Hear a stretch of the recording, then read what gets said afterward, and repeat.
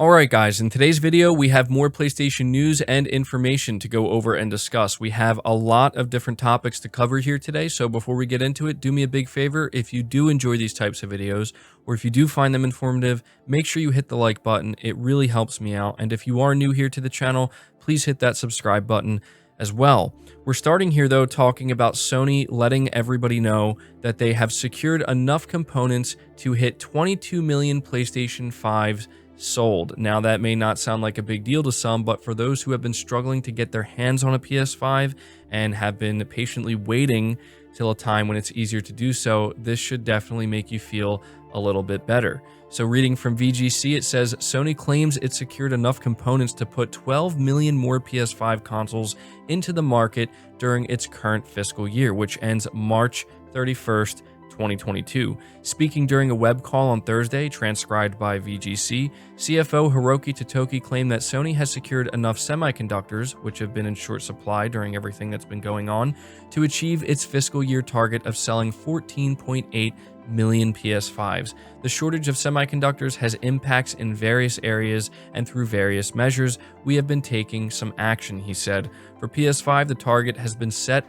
for the number of units to be sold this year, and we have secured the number of chips that is necessary to achieve that. Regarding the supply of semiconductors, we are not concerned. In Sony's previous earnings call in April, Totoki has said that Sony did not expect to completely resolve supply issues that have seen PS5 widely sold out since launch. The executive at the time said that Sony was considering various solutions to help it cope with the global shortage of hardware components, including potentially altering hardware designs or sourcing secondary suppliers. The console remains hard to find 9 months after its launch last November, with each new batch of systems selling out almost instantaneously.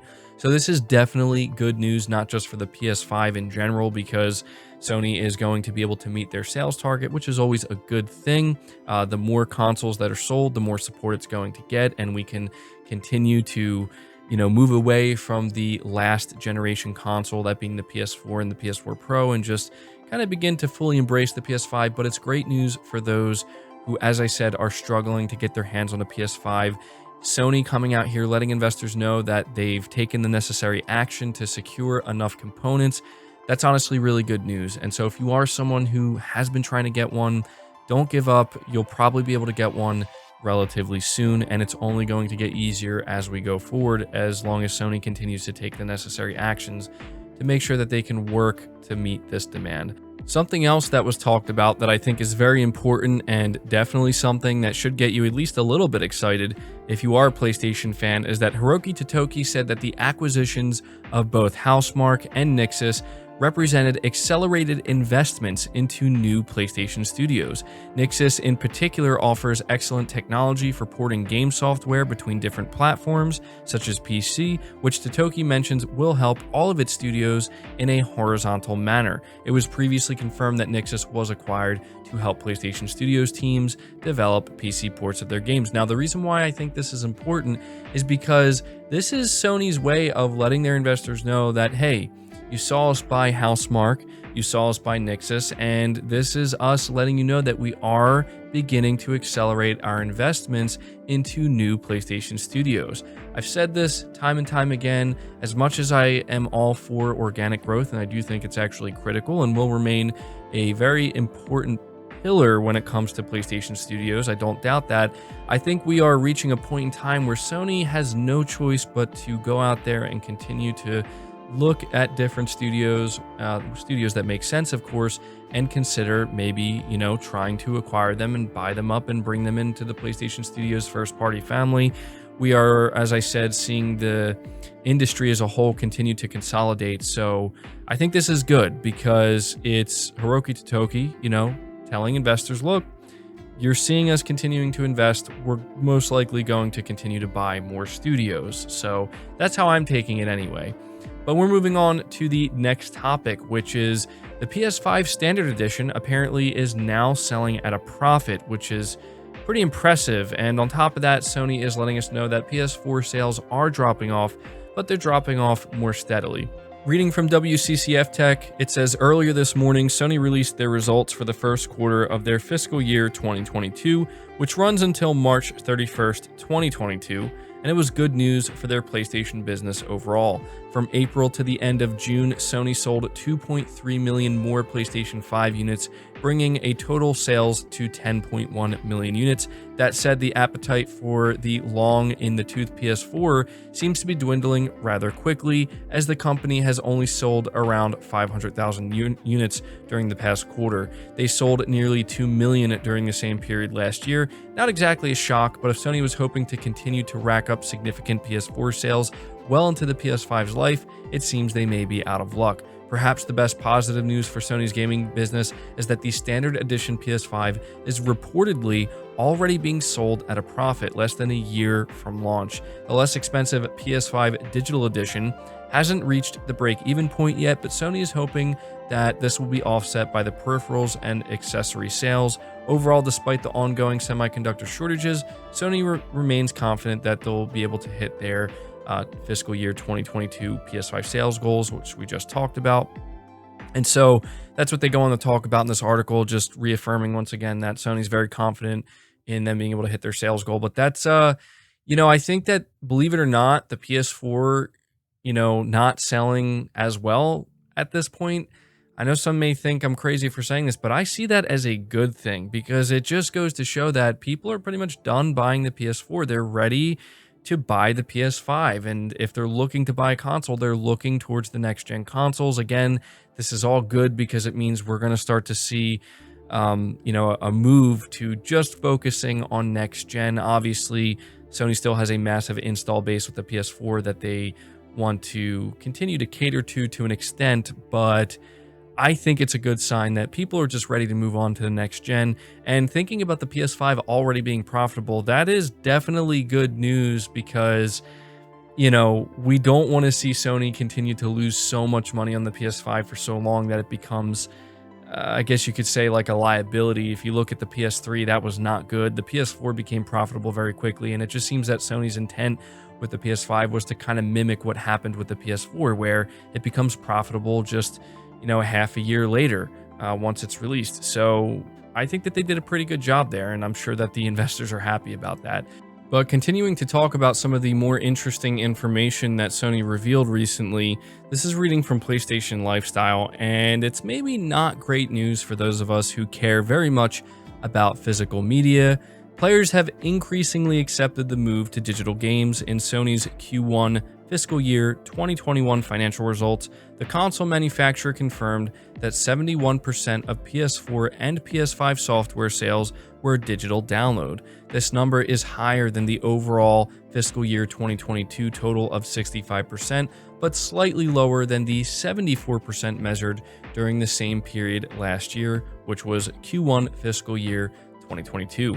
Last year's higher ratio does need to take into account everything that was going on at the time, which certainly pushed people inside and towards gaming. 71% isn't far off, however, especially for a period where everything appears to be getting more under control. In fiscal year 2020, the ratio dropped in Q2 and Q3 to 59% and 53% respectively, but shot back up to 79% in Q4. It remains to be seen if fiscal year 2021 will follow a similar cadence. However, it's almost certain that digital game purchases will remain the majority. The video game industry has slowly been shifting to digital majority over the last decade. Sony's own numbers show that on the low end, the ratio reaches nearly 1-to-1, but in most cases, digital remains the preferred medium over physical, and that gap is expected to continue to grow. The shift to digital is further exemplified by Sony's PS5 Digital Edition, which forgoes a disc drive for a cheaper console.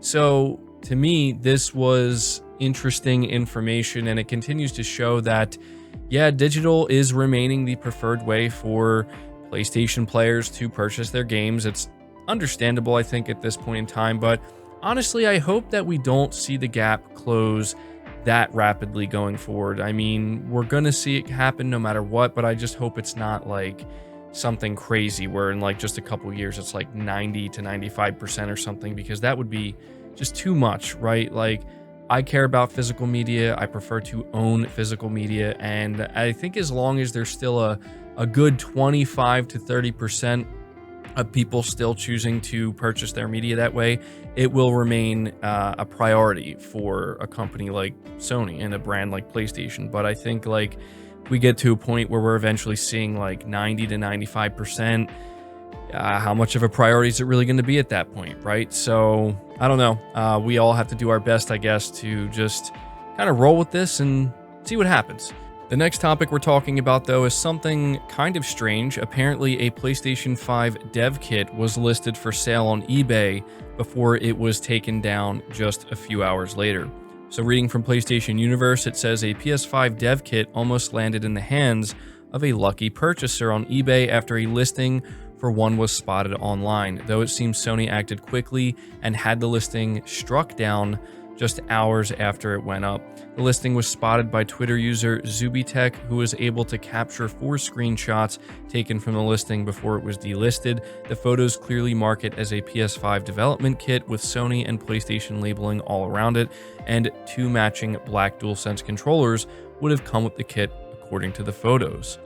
So, yeah, for those wondering why this was taken down, it's because this is obviously the property of Sony. I think people don't fully understand that when it comes to these dev kits, it's not something that developers own, right? Like Sony can basically do whatever they want with them. They can tell developers or whoever has these dev kits that they want them back. And so it's just not really something you're supposed to go out there and just list on eBay to sell. It's not something you're supposed to sell at all in general, but definitely not like this if you're going to try to do it. So yeah, it's hard to say what's going to happen with this dev kit. I assume that it can no longer be used for development purposes, obviously, but yeah, just something a little bit weird and kind of strange that popped up, and just not really something you would expect to see over on eBay. You know, just casually a PS5 dev kit. I'm sure there's a lot of people who would have wanted to get their hands on this. But moving on from that, we're talking briefly about Deathloop once again, because I have to let you guys know that the game has officially gone gold. I don't know how many of you are excited for Deathloop or how many of you are planning on picking it up, but following a ton of new gameplay and details over the past few weeks, Arcane announced that Deathloop has finally gone gold. Principal development is finished, and the game is now being ready for manufacturing and distribution, along with digital certification, launching for PC and PS5 as a 1-year timed exclusive. We all know, obviously, what this game is at this point. Sony has spent a ton of time, showing it off and letting us know about it. And for those who don't know, the release date for Deathloop is September 14th. Now, it did get delayed multiple times, so them announcing that it's gone gold is definitely good news. It means it's pretty much done at this point, and it's going to hit its September 14th date. You guys know how I feel about Deathloop. It's a game that looks pretty okay in my opinion. It's definitely something I'm going to try out. I'm not overly excited for it, but definitely something I'm going to be interested in giving a shot when it releases. So maybe you can let me know down in the comments below if you are looking forward to Deathloop. Moving on from that, though, we're talking about the action platformer F.I.S.T. forged in Shadow Torch has now gone gold, and it's going to be releasing on PlayStation 5 and PlayStation 4 in September. So Diesel Punk Metroidvania F.I.S.T. forged in Shadow Torch has gone gold ahead of its global release on September 7th. So publisher Bilibili has developer TI Games announced the game will release for PS4 and PS5, and it will be $30. So in F.I.S.T., the animals of Torch City were defeated by a robotic army, forcing Rayton the rabbit to keep a low profile. When his friend was arrested, Rayton put on a giant metal fist and went to fight. So just a couple of bullet points about the game. There's a seamless map filled with challenges to explore, an arcade combat system with seamless switching between 3 weapons, diesel punk aesthetics crafted with Unreal Engine 4. So yeah, this was one of the projects that was shown off, or one of the games that was shown off in the latest State of Play, and it does look pretty good. I've seen a lot of people that are actually pretty excited for this. So this is coming out on September 7th, and then just 7 days after this, we're looking at Deathloop. So yeah, let me know what you think about this game. Let me know down in the comments if this is a title you plan to play.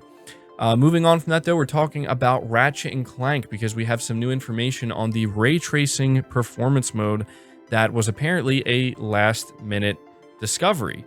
So this is reading from WCCF Tech. It says the Ratchet and Clank Rift Apart performance ray tracing mode that has been added to the game with the day one patch was a last-minute discovery, according to Insomniac's director of core technology. Speaking with Axios, Mike Fitzgerald confirmed that the game was supposed to launch with only fidelity and regular performance modes, but towards the end of development, the studio discovered, thanks to the different teams working together, that more performance could be squeezed out of the PS5. There's no point, say, in the middle of production where we say, okay, engine's locked, good luck, game team, finish your thing, and we're going to move on to the next thing. We have the whole core technology team focused on the quality of Ratchet and Clank until a month after it ships. Even without the impressive performance ray tracing mode, Ratchet and Clank Rift Apart would have been among the best looking PS5 titles released so far. The game is so good that it is one, if not the reason, to get a PlayStation 5, and I think many of us can agree with that.